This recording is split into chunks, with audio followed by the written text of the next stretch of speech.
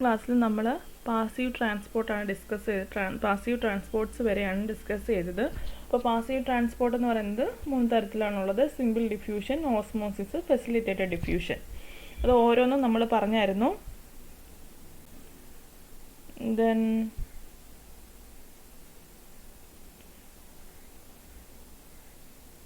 Next എന്ന് പറയുന്നത് active ട്രാൻസ്പോർട്ടാണ്.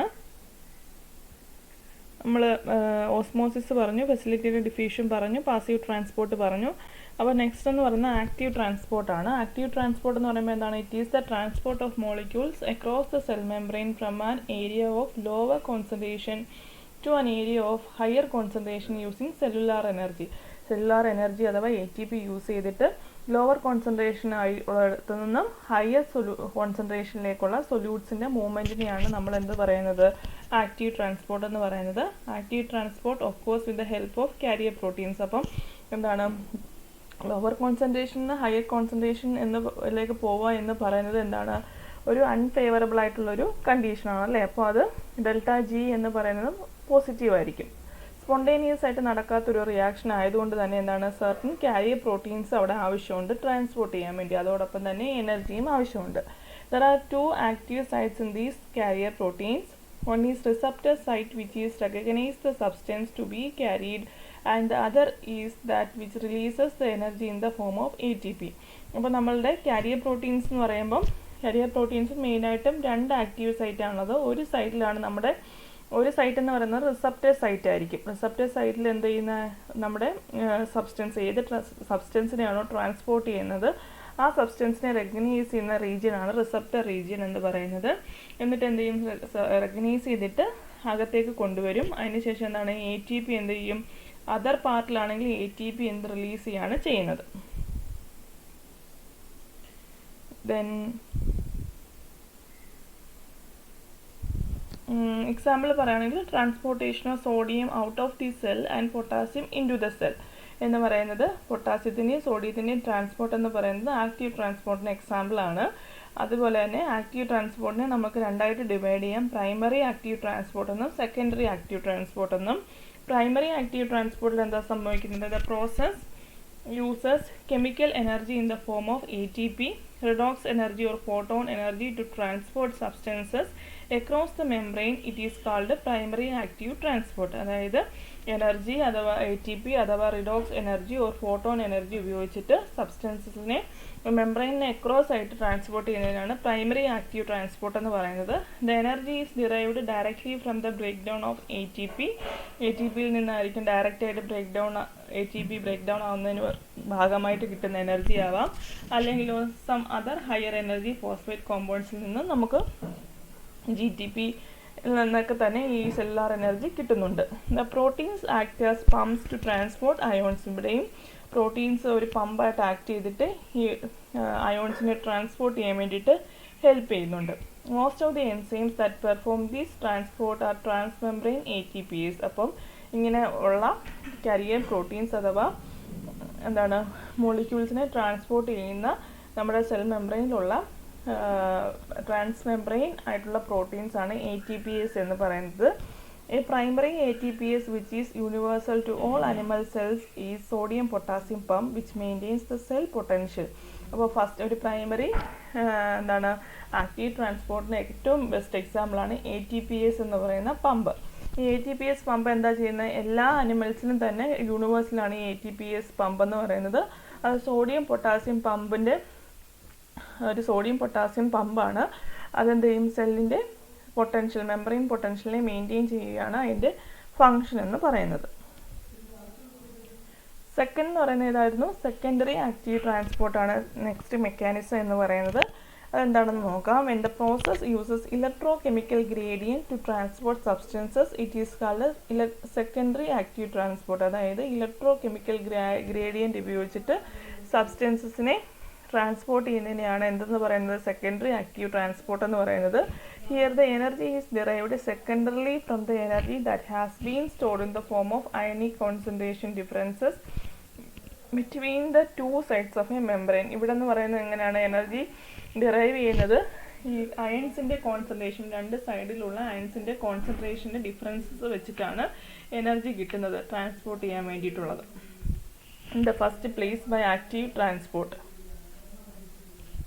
The pore-forming proteins act as a channel across the cell membrane for transporting substances. The energy stored in sodium hydrogen concentration ions ആണ് concentration gradient is used to transport other solutes or ions. ഇവിടെ എന്ന് പറയുന്നത് ഈ sodium അതുപോലെ hydrogen അതിൻ്റെ ഒരു concentration ഉണ്ടല്ലോ across the membrane, അതിൻ്റെ ഒരു എനർജി ഗ്രേഡിയൻറ്റ് കോൺസെൻട്രേഷൻ ഗ്രേഡിയൻറ്റ് ഉപയോഗിച്ചിട്ടാണ് മറ്റ് മോളിക്യൂൾസിനെ നമ്മൾ അങ്ങോട്ടും ഇങ്ങോട്ടും ഒക്കെ ട്രാൻസ്പോർട്ട് ചെയ്യുന്നത്. അതിനെയാണ് സെക്കൻഡറി ആക്റ്റീവ് ട്രാൻസ്പോർട്ട് എന്ന് പറയുന്നത്. ഈ സെക്കൻഡറി ആക്റ്റീവ് ട്രാൻസ്പോർട്ടിൽ തന്നെ നമുക്ക് രണ്ടായിട്ട് ഡിവൈഡ് ചെയ്യാം. Antiporter or counter transport എന്നും സിംപോർട്ടർ അഥവാ കോ ട്രാൻസ്പോർട്ടർ എന്നും. ആൻറ്റി പോർട്ടർ അഥവാ കൗണ്ടർ ട്രാൻസ്പോർട്ട് എന്താണെന്ന് നോക്കാം. It is secondary active transport in which two species of ions or solutes move in opposite direction across the membrane. Antiporter അഥവാ counter transport എന്ന് പറയുമ്പോൾ secondary active ട്രാൻസ്പോർട്ടാണ്. അവിടെ എന്താ ചെയ്യുന്നത്, രണ്ട് ഡിഫറെൻറ്റ് സ്പീഷീസ് ആയിട്ടുള്ള അയോൺസ് അല്ലെങ്കിൽ സൊല്യൂട്ട്സ് മെംബ്രെയിൻ അക്രോസ് ആയിട്ട് ഓപ്പോസിറ്റ് ഡയറക്ഷനിൽ മൂവ് ചെയ്യുന്നുണ്ട് വിത്ത് the help of an integral membrane protein. ഇതെല്ലാം തന്നെ കാരിയർ പ്രോട്ടീൻസ് അഥവാ പംപ്സ് യൂസ് ചെയ്തിട്ടാണ്, നമ്മുടെ മെംബ്രെയിനിലുള്ള പംപ്സ് യൂസ് ചെയ്തിട്ടാണ് അങ്ങോട്ടും ഇങ്ങോട്ടും മൂവ് ചെയ്യുന്നത്. One of the ion is also allowed to flow from higher to lower concentration, which gives the energy to move other ion from lower to higher concentration. Example, calcium exchanger is an antiporter. And best example, antiporter example ആണ് calcium exchanger എന്ന് പറയുന്ന ഒരു antiporter ആണ്, which allows 3 sodium ions to enter into the cell to transport 1 calcium out of the cell. അപ്പം calcium exchanger എന്ന് പറയുന്ന ഒരു antiporter ആണ്. അതെന്താ സംഭവിക്കുന്നത്, 3 സോഡിയം അയോൺസിനെ സെല്ലിനകത്തേക്ക് കടത്തിവിടുമ്പോൾ അതിൻ്റെ കിട്ടുന്ന ഒരു എനർജിയുടെ ഭാഗമായിട്ട് എന്ത് ചെയ്യും, ഒരു കാൽസ്യം അയോണിനെ സെല്ലിൻ്റെ വെളിയിലേക്ക് ട്രാൻസ്പോർട്ട് ചെയ്യാനുള്ള എനർജി കിട്ടും. അങ്ങനെയാണ് കാൽസ്യം എക്സ്ചേഞ്ചർ വർക്ക് ചെയ്യുന്നത്. ഇനി സിംപോർട്ടർ അഥവാ കോ ട്രാൻസ്പോർട്ടർ നോക്കാം. It is secondary active transport in which molecules or ions or solute move across the membrane in the same direction. സിംപോർട്ടർ എന്ന് പറയുമ്പോൾ എന്താണ്, അല്ലെങ്കിൽ കോ ട്രാൻസ്പോർട്ട് എന്ന് പറയുമ്പോൾ സെയിം ഡയറക്ഷനുള്ള മോളിക്യൂൾസിൻ്റെ മൂവ്മെൻ്റ് ആണ് വിത്ത് the help of integral membrane protein. ഇവിടെ എല്ലാം തന്നെ നിങ്ങൾക്കറിയാം സെക്കൻഡറി അഥവാ ആക്റ്റീവ് ട്രാൻസ്പോർട്ട് എന്ന് പറയുന്നത് with the help of a carrier protein മാത്രമേ നടക്കത്തുള്ളൂ. One solutes move from the higher to low concentration. അപ്പോൾ ഒരു മോളിക്യൂൾ എന്ന് പറയുമ്പോൾ അതിൻ്റെ ഹയർ കോൺസെൻട്രേഷൻ ലോവർ കോൺസെൻട്രേഷനിലേക്ക് മൂവ് ചെയ്യും. ഇത് എന്തിനുള്ള എനർജി കൊടുക്കും, അടുത്ത മോളിക്യൂളിനെ ലോവറിൽ നിന്നും ഹയർ കോൺസെൻട്രേഷനിലേക്ക് മൂവ് ചെയ്യാനുള്ള എനർജി അടുത്ത മോളിക്യൂളിന് കൊടുക്കും. പക്ഷേ ഇത് രണ്ടും നടക്കുന്നത് സെയിം ഡയറക്ഷനിലായിരിക്കും. ഓക്കെ, അപ്പോൾ സിംപോർട്ടറിന് ഏറ്റവും ഗുഡ് എക്സാമ്പിൾ എന്ന് പറയുന്നത് ഗ്ലൂക്കോസ് സിംപോർട്ടേഴ്സ് ആണ്. In which 1 glucose molecule co transport 2 sodium ions into the cell. അപ്പോൾ ഒരു ഗ്ലൂക്കോസ് ട്രാൻസ്പോർട്ടർ എന്ന് പറയുമ്പോൾ മെയിനായിട്ട് ഗ്ലൂക്കോസ് മോളിക്യൂളിനെയാണ് ട്രാൻസ്പോർട്ട് ചെയ്യുന്നത്. അതോടൊപ്പം തന്നെ എന്താണ്, 2 സോഡിയം മോളിക്യൂൾസിനെ സെല്ലിൻ്റെ ഉള്ളിലേക്ക് കടത്തിവിടാനും ഈ ഗ്ലൂക്കോസ് ഇമ്പോർട്ടർ ഹെൽപ്പ് ചെയ്യുന്നുണ്ട്. ഗ്ലൂക്കോസ് ഇമ്പോർട്ടർ എവിടെയൊക്കെയുണ്ട്, ബ്രെയിനിലുണ്ട്, കിഡ്നിയിലുണ്ട്, ലിവറിലുണ്ട്, ഇൻറ്റസ്റ്റൈനിലുണ്ട്, എല്ലായിടത്തും ഇങ്ങനെയൊക്കെയുള്ള എല്ലാ ഭാഗങ്ങളിലും ഗ്ലൂട്ട് എന്ന് പറയുന്ന നമ്മുടെ ഇമ്പോർട്ടേഴ്സ് ഉണ്ട്. The pump is called a p-type ion pump because the ATP interactions phosphorylate the transport protein and causes a change in its conformation. അപ്പം ഈ പമ്പ് എന്ന് പറയുന്നത് ATPase പമ്പ് എന്ന് പറയുന്നുണ്ടല്ലോ, സോഡിയം പൊട്ടാസ്യം പമ്പ് എന്ന് പറയുന്നത്. അതിന് പമ്പെന്ന് പറയാൻ കാരണം എന്ന് പറയുന്നത് പി ടൈപ്പ് അയൺ പമ്പ് എന്ന് പറയാൻ കാരണം ഈ ATPയുടെ ഇൻട്രാക്ഷൻ കാരണം എന്താ, ഈ പമ്പിനെ ഈ പ്രോട്ടീനിനെ എന്ത് ചെയ്യും, ട്രാൻസ്പോർട്ട് പ്രോട്ടീനെ ATPക്ക് ഫോസ്ഫോറിലേറ്റ് ചെയ്യാൻ പറ്റും. ഫോസ്ഫോറിലേറ്റഡ് ആയിട്ടുള്ള ഈ പമ്പിന് എന്ത് ചെയ്യാൻ പറ്റും, കൺഫോർമേഷൻ ചേഞ്ച് നടക്കുന്നുണ്ട്. ഈ കൺഫോർമേഷൻ ചേഞ്ച് കാരണമാണ് ഈ മോളിക്യൂൾസിനുള്ളിലേക്ക് കടന്നു പോകുന്ന മോളിക്യൂൾസിനെ വെളിയിലോട്ട് പോവാതെ കൺഫോർമേഷൻ ചേഞ്ച് വന്നിട്ടാണ് അവരവിടെ ക്ലോസ് ചെയ്ത് വെക്കുന്നത്. ഇനി നെക്സ്റ്റ് ടോപ്പിക് എന്ന് പറയുന്നത് അത്രയാണ് നിങ്ങളുടെ സിലബസിൽ പറഞ്ഞിട്ടുള്ളത്. യൂണിപോർട്ടറും സിംപോർട്ടറും വരെയാണ് പറഞ്ഞിട്ടുള്ളത്. ഇനി നെക്സ്റ്റ് ടോപ്പിക് എന്ന് പറയുന്നത് മെംബ്രെയിൻ പൊട്ടൻഷ്യലാണ്. Membrane potential and action potential. Every cell in the body is electrically active to a greater or lesser degree. they all pump ions across the cell membranes to maintain an electrical potential differences across the membrane. അപ്പോൾ എല്ലാ ബോഡിയിലുള്ള ഏത് സെല്ലെടുത്താലും അത് അവർ എന്തായിരിക്കും, electrically active ആയിരിക്കും. പിന്നെ പ്രത്യേകത എന്താണ്, ഈ സെൽസ് എന്താണ് സർട്ടൻ അയോൺസിനെ അക്രോസ് ദ സെൽ മെംബ്രെയിനിലേക്കും പാസ് ചെയ്യുന്നുണ്ട്. ഇതിന് വേണ്ടിയിട്ടാണ് നമ്മുടെ മെംബ്രെയിൻ പൊട്ടൻഷ്യൽ മെയിൻറ്റെയിൻ ചെയ്യാൻ വേണ്ടിയിട്ടാണ് ഈ അയോൺസിനെ അക്രോസ് ദ മെംബ്രെയിൻ ട്രാൻസ്പോർട്ട് ചെയ്യുന്നത്. This difference in electrical charge between inside and outside of the membrane is the basis for many types of physiological process. ഇങ്ങനെ മെംബ്രെയിനുള്ള ഇലക്ട്രിക്കൽ ചാർജിൻ്റെ ഡിഫറൻസസ് ആണ് ഒരുപാട് ഫിസിയോളജിക്കൽ പ്രോസസ്സിനും അതിൻ്റെ ഫങ്ഷൻസിനും കാരണമായിട്ടുള്ളത്. ഇനി membrane potential എന്താണെന്ന് നോക്കാം. It is a property of all cells and reflects a difference in charge on either side of the cell membrane. അതായത് സെല്ലിൻ്റെ normally cells are net negative inside the cell which results in the resting membrane potential or VM.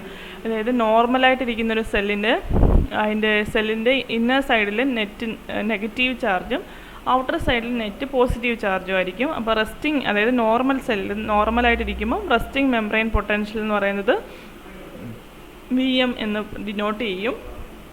ഈ കേസിൽ സെല്ലിൻ്റെ inner membrane negative ചാർജും outer membrane positive ചാർജും ആയിരിക്കും.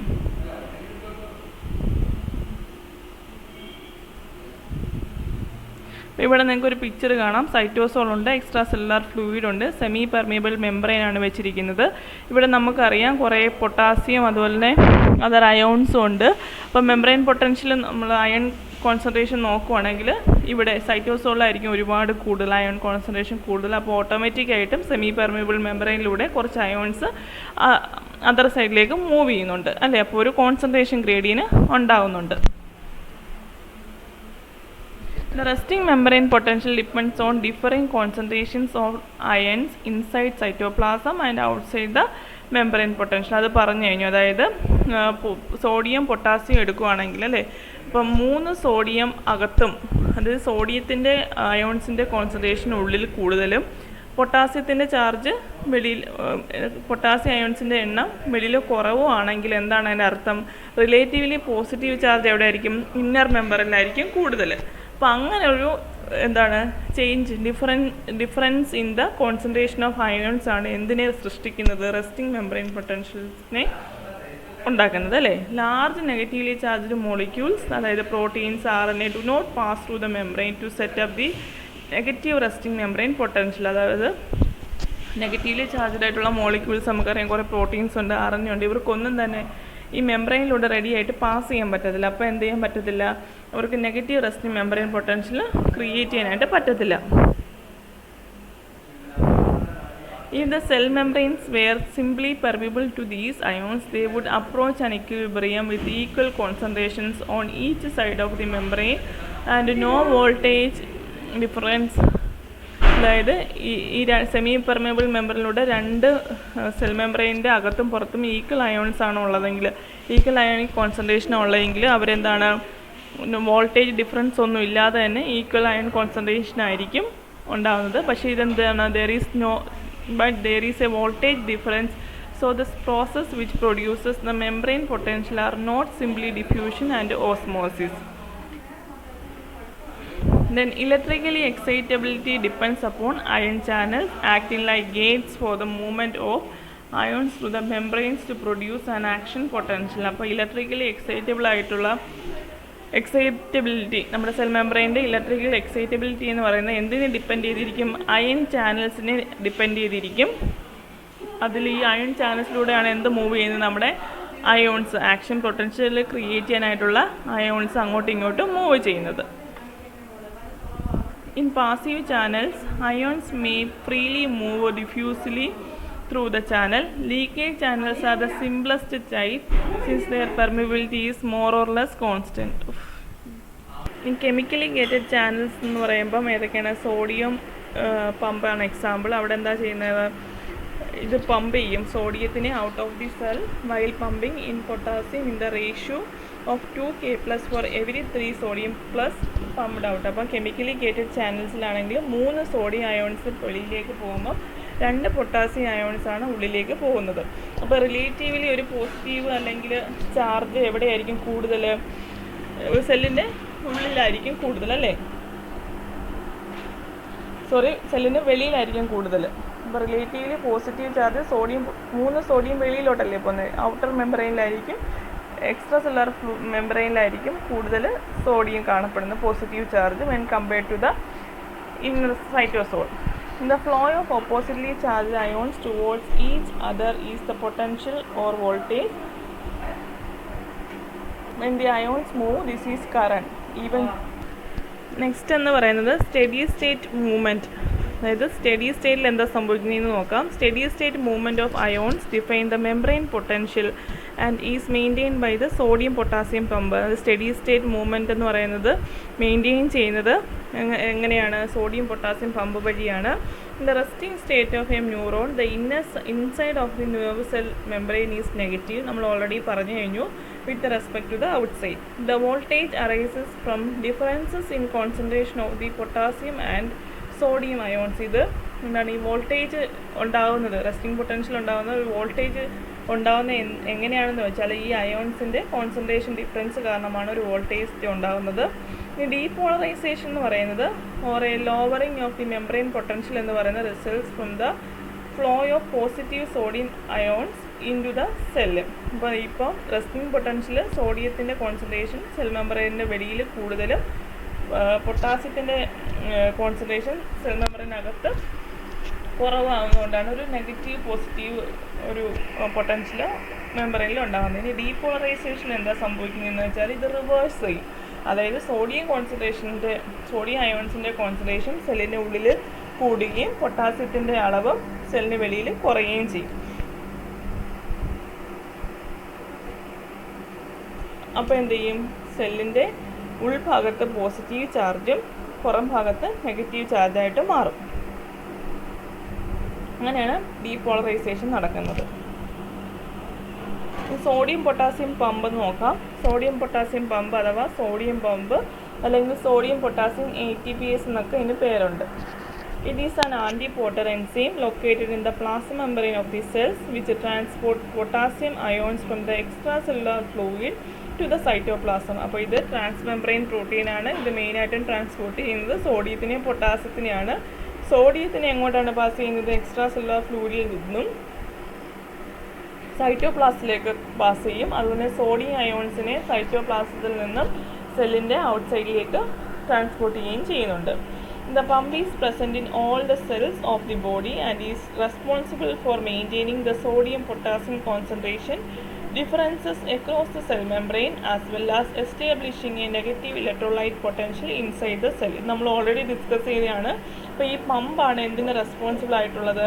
Sodium potassium concentration സെല്ലിൽ maintain ചെയ്യാൻ വേണ്ടിയിട്ട് മെയിൻ റോൾ വഹിക്കുന്നത് ഈ പമ്പാണ്. അപ്പോൾ ഈ സോഡിയം പൊട്ടാസ്യം പമ്പ് ഡിസ്കവർ ചെയ്ത ആരാണ്? ഡാനിഷ് സയൻറ്റിസ്റ്റ് ആയിട്ടുള്ള ജീൻസ് ക്രിസ്റ്റ്യൻ സ്കോവ് 1950 ഇത് സോഡിയം പൊട്ടാസ്യം പമ്പ് ഡിസ്കവർ ചെയ്തത്.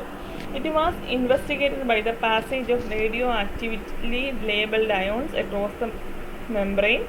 അപ്പോൾ ഇത് ഇൻവെസ്റ്റിഗേറ്റ് ചെയ്ത് കണ്ടുപിടിച്ചത് എങ്ങനെയാണെന്ന് വെച്ചാൽ റേഡിയോ ആക്റ്റീവ് ആയിട്ടുള്ള ലേബിൾഡ് ആയിട്ടുള്ള അയോൺസിനെ നമ്മുടെ പ്ലാസ്മ മെംബ്രെയിനിലൂടെ പാസ് ചെയ്തിട്ടാണ് മനസ്സിലായത്. അതായത് ഇവരുടെ പാത്ത് ഫോളോ ചെയ്തപ്പോൾ മനസ്സിലായി ഒരു പാസേജിലൂടെയാണ് ഇത് പോകുന്നതെന്ന് മനസ്സിലായി. It showed that sodium potassium ions on both sides were interdependent, which suggests that the same carrier protein transports both the ions. The carrier proteins is a complex of two globular proteins, namely alpha subunit and beta subunit.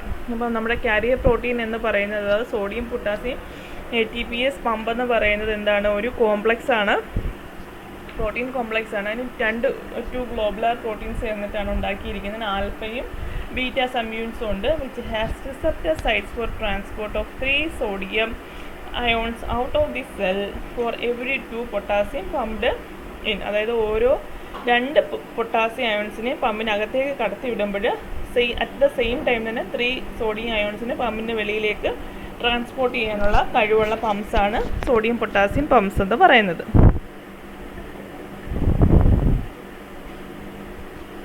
Mechanism നമുക്ക് അടുത്ത ക്ലാസ്സിൽ നോക്കാം.